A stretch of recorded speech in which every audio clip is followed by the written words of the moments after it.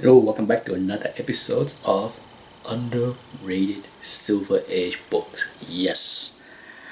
When it comes down to this villain, there is no doubt that many people agree that he is Spider-Man best villain.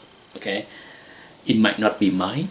Okay, I have stated many times that Doc Ock is my favorite. But for most people, the majority, I think most people would name the Green Goblin, right? Tell me so in the comment below if you are one of those. The Green Goblin, for sure, the value of Spider-Man 14 speak for itself. And a lot of attention is put on that book for many, many years, if not decades. Now, you look back at the history of Spider-Man villain. Okay, this book is underrated in how the fan rated the Green Goblin. Yes, I'm talking about issue 17.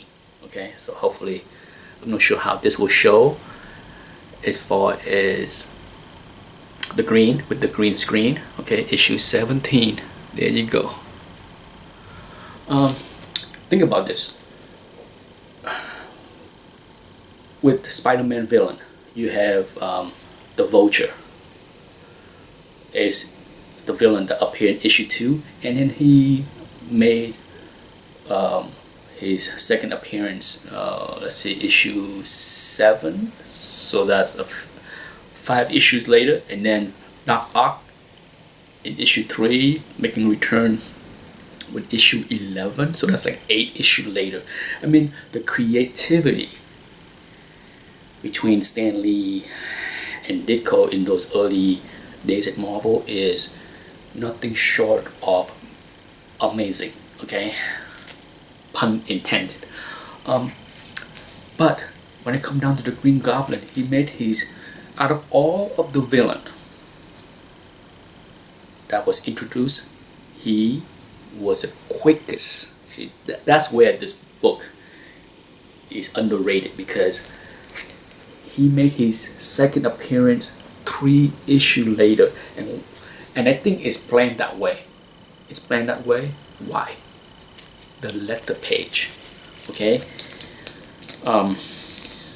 It's not often that you see this happen, in the hobby, as far as the first appearances.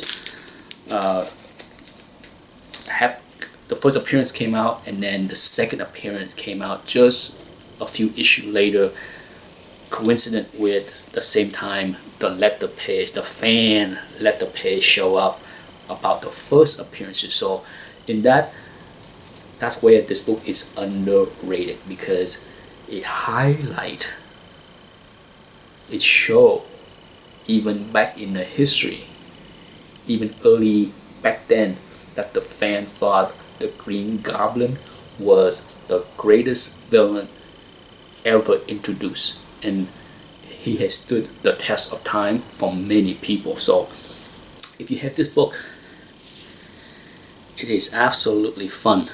Okay, I can't stress enough, I talk about this all the time. If you own a book, especially if you have it raw, go and read the letter page. Okay, the letter page right there. There's 2 full letter page, and it is so much fun to read the fan reaction as far as issue 14.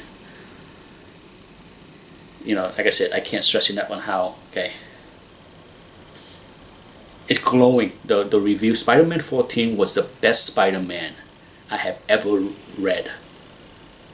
Okay, and it talked about how it seemed like every letter was very positive on the Green Goblin.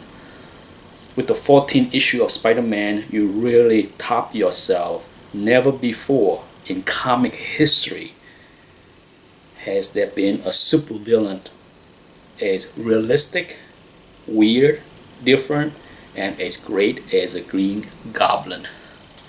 How fitting it is that Steve Ditko created him. weird, different, right? But that's where this book is underrated, because it shows that perhaps Steve Ditko and Stan Lee paid attention to the fan reaction as far as issue 14 is concerned. The fan reaction of that book was so positive that they couldn't wait to bring him back as fast as they could, and they did so. At the same time, they were able to print all the letter for issue 14. So, as far as underrated, it underrated how much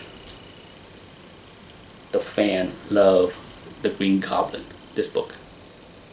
Okay, because like I said, nowhere in the history of Marvel in those early days that a villain make a return so quickly. And that's it for this episode. Thanks for watching. Bye bye.